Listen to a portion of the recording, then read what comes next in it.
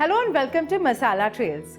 Today I'm making my favorite party recipe, Keema Bread Rolls. It may seem a little tedious at first, but I guarantee you that it is absolutely worth the effort. So let's just get started with step 1. Take a frying pan and add some simple vegetable oil to it. Let the oil heat up. To this, add half a teaspoon of cumin seeds. Once the cumin seeds have crackled, add half a teaspoon of ginger garlic paste. To this, add one finely chopped onion.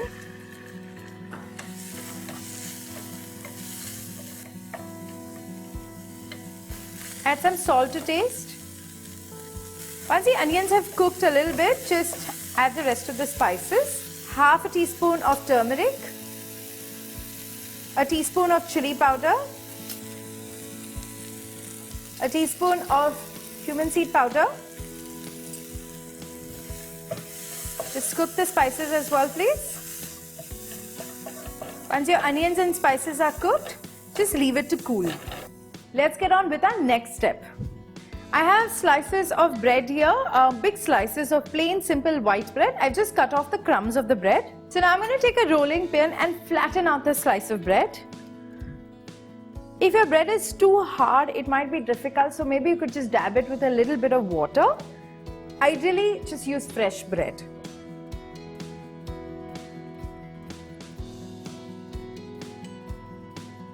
So now that my bread is completely flattened out, I'm going to leave that aside and get back to our stuffing. So in a large mixing bowl, just put in the onions. I've got a mixture of some mint leaves, coriander leaves and green chilies which I've chopped finely. So I'm just going to add in that. Now I've got chicken keema here, or minced meat. You can also use lamb if you prefer that. I've chosen to use chicken today. I've just cooked it with a little bit of turmeric, a little bit of chili powder and some water. So just add it. Make sure it's completely dry though. I have got some simple mashed potato. I have not added anything into it. Just boil the potatoes. Now to this I'm going to add the juice of 1 lemon and mix it all in. If you'd like to make this a little more rich, you could add some cubes of cheese in as well. Just mix it up really well and leave it aside and go wash your hands.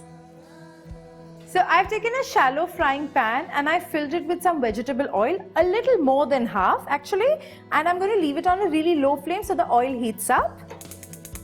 The reason I'm taking a shallow frying pan is because even though I'm shallow frying it, I do need a little more oil than your regular shallow fry.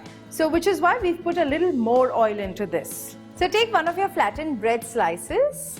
Now just take some of your stuffing and put it right at the center of the bread slice. Now we're going to roll it in. Just take your bread roll and put it in this egg mixture. It's basically just simple eggs that I've beaten together. Put this into breadcrumbs and roll it in nicely. Just make sure it is completely covered in breadcrumbs.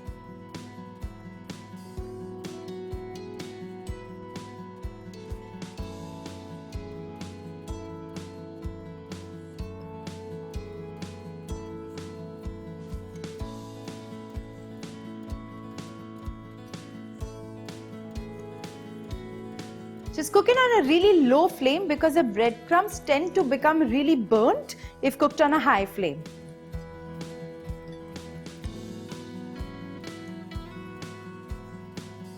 So my first one is cooked nicely. As you can see, it's become like this lovely golden. That's how we like it.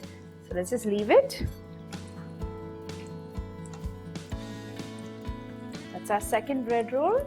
So the best thing about these bread rolls is you can pre-make up until the step of putting them in the breadcrumbs and then put it in your refrigerator. So if you're hosting a party maybe a week later or a day later, whatever, you could just put it in the refrigerator if it's for a day, and if it's longer than that, you can just freeze it. So the day you have lots of time, maybe you could make like 30, 40 of them and put in the freezer. So all your parties can have bread rolls.